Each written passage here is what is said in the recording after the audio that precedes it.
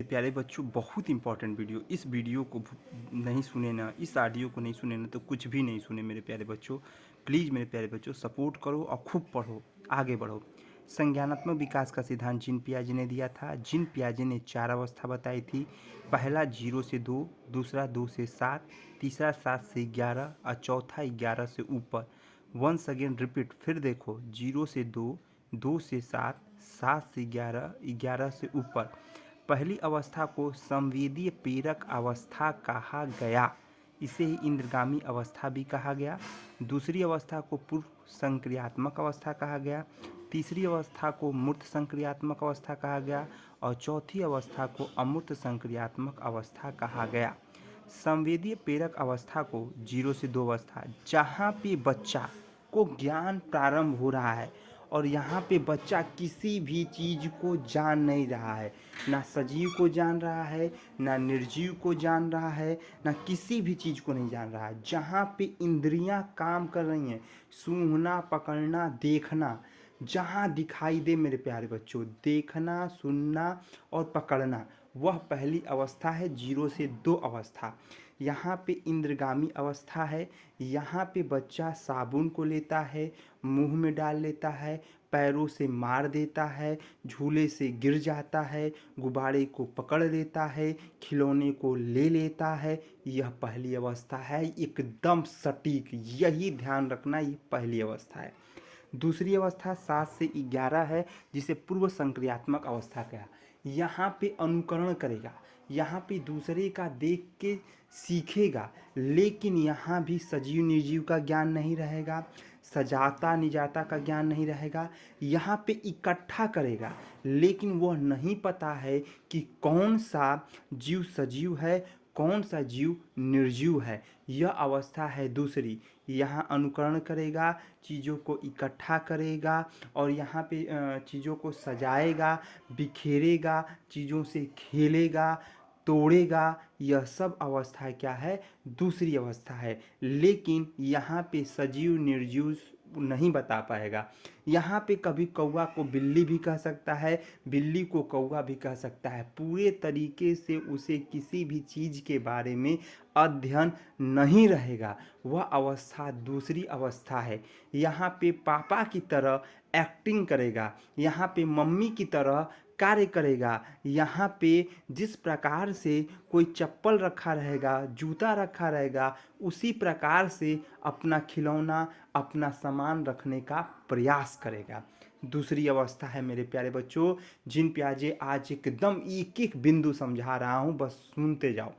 तीसरी अवस्था को मूर्त संक्रियात्मक अवस्था कहा गया।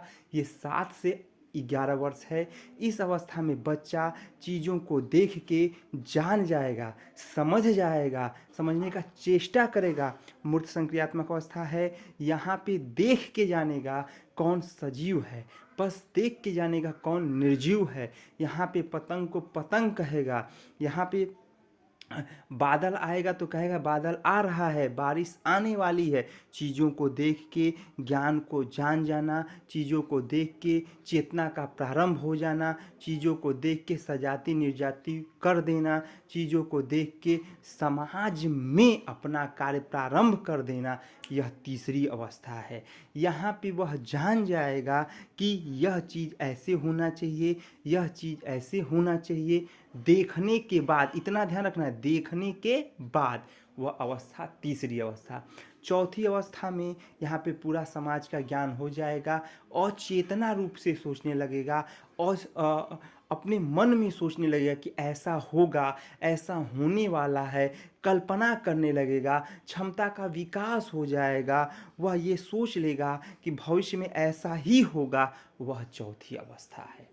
इतना ही जानना है। जीन पियाजे स्विट्जरलैंड के थे और इन्होंने ही क्या दिया था? मनोवैज्ञानिक से पहले जंतु वैज्ञानिक भी थे। ये पॉइंट एकदम बस 2 बार 3 बार सुन लेंगे, याद हो जाएगा। मांटेसरी प्रक्रिया पर ही बल दे के बच्चों को पढ़ाना चाहिए। मांटेसरी ने बताया था कि बच्चों को जब भी पढ़ाएं तो उसे खेल खेल विधि में, चित्र विधि में, प्रकरण विधि में, प्रक्रिया विधि में, मूर्त विधि में और चेतना के विधि में ही पढ़ाना चाहिए।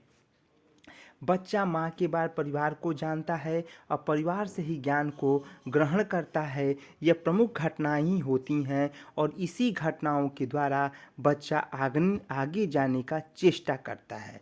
औपचारिक शिक्षा एक ऐसी शिक्षा होती है जहाँ पे अध्यापक का होना, समय का होना, विद्यालय का होना अति आवश्यक होता है। वह शिक्षा औपचारिक ढंग से शिक्षा को बताया जाता है जहाँ पे अध्यापक, समय, विद्यालय आ जाए, उस शिक्षा को औपचारिक शिक्षा कहते हैं। अनौपचारिक शिक्षा ना तो समय आएगा, ना विद्यालय आएगा, ना अध्यापक आएगा, ना किताब आएगा। वह शिक्षा कहीं ना कहीं अनौपचारिक शिक्षा होती है। बच्चे को जब भी पढ़ाएं तो एनसीएफ पर बल दे के पढ़ाएं। एनसीएफ ने 5 बिंदुओं पर कार्य किया। पांचों बिंदुओं का मुख्य धारा यह था कि बच्चों को जैसे भी पढ़ाएं, क्षमता का विकास करके पढ़ाएं, सक्रिय करके पढ़ाएं।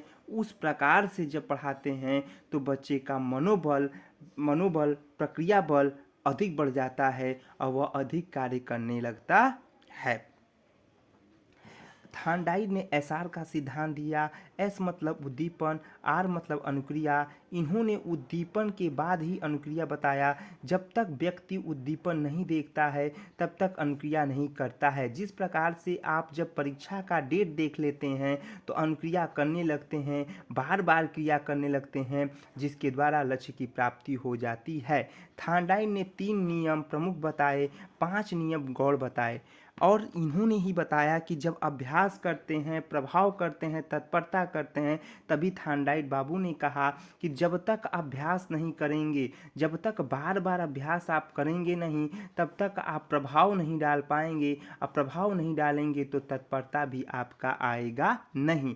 जिस प्रकार से आप टाई बांधते हैं तो बार बार अभ्यास करते हैं, तत्पर होते हैं, और जब टाई बांधना जान जाते हैं तो प्रभाव बाबू ऑलरेडी पड़ जाता है। तो अभ्यास भी करना है, तत्पर भी होना है और प्रभाव भी डालना है।